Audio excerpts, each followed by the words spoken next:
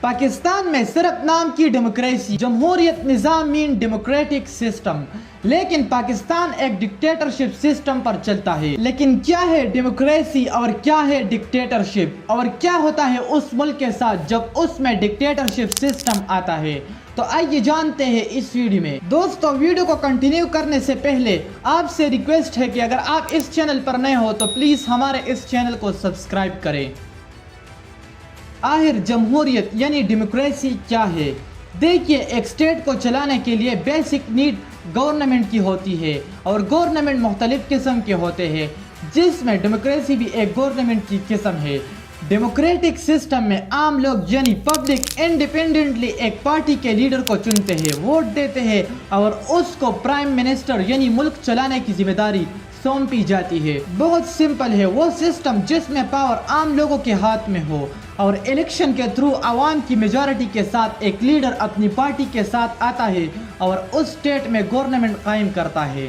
Hopefully آپ democratic system کے concept کو اب سمجھ چکے ہوں گے۔ اب آپ خود سوچئے کہ کیا پاکستان میں جو پرائم منسٹر آتا ہے وہ ہماری ووٹ سے آتا ہے یا نہیں؟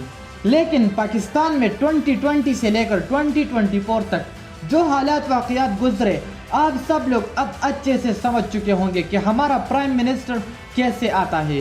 ڈکٹیٹرشپ یہ ایک اور گورنمنٹ کی قسم ہے۔ اس سسٹم میں کیا ہوتا ہے؟ سمپلی یہ وہ سسٹم ہے جس میں سارا پاور عوام کی بجائے صرف ایک پرسن یا اسمال گروپ پیپل کے ساتھ ہوتا ہے، اور یہی ایک شخص یا کچھ لوگ سارے ملک کو ہولڈ کرتے ہیں اور اپنی مرضی سے چلاتے ہیں۔ ڈکٹیٹرشپ میں عوام کے ساتھ رائٹس بہت کم ہوتے ہیں۔ ایک طرف ڈیموکریسی جس میں لیڈر عوام کی سنتا ہے اور عوام کی مرضی سے چلتا ہے، لیکن ڈکٹیٹرشپ میں یہ پاورفل گروپ صرف اپنی مرضی سے فیصلے لیتے ہیں، چاہے اس میں عوام کو پیدا ہو یا نہ ہو۔ ڈکٹیٹرشپ میں عام لوگوں کے ساتھ یہ آزادی نہیں ہوتی کہ وہ اپنے اوپینین کو فریڈملی ظاہر کرے۔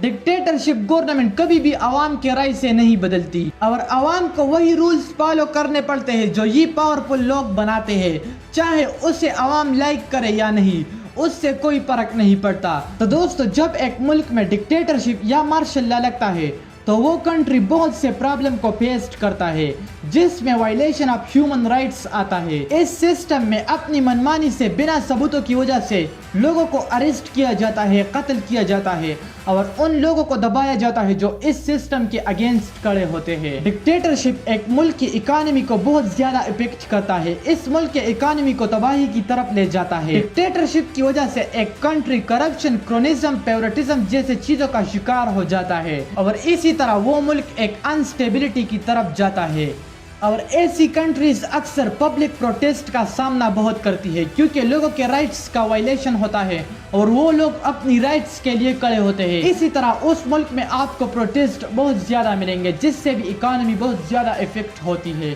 اسی طرح اس ملک میں کوئی باہر کی طرف سے انویسٹمنٹ بھی نہیں کرتا، کیونکہ اسی سسٹم میں تو نہ کسی کا پیسہ محفوظ ہوتا ہے اور نہ کسی کی جان محفوظ ہوتی ہے۔ ایون اور ممالک بھی اس طرح کے ملکوں سے آئسولیٹ ہوتے ہیں، اور سب سے بڑا اثر جو اس طرح کے ملکوں پر ہوتا ہے وہ ہے برین ڈرین۔ برین ڈرین یہ وہ کنڈیشن ہوتا ہے جب ایجوکیٹڈ پیپل، اسکلفل پیپل خود ہی اپنی کنٹری کو چھوڑ دیتی ہے اور دوسرے کنٹریز میں جاتے ہیں ورک کے لیے اور رہنے کے لیے۔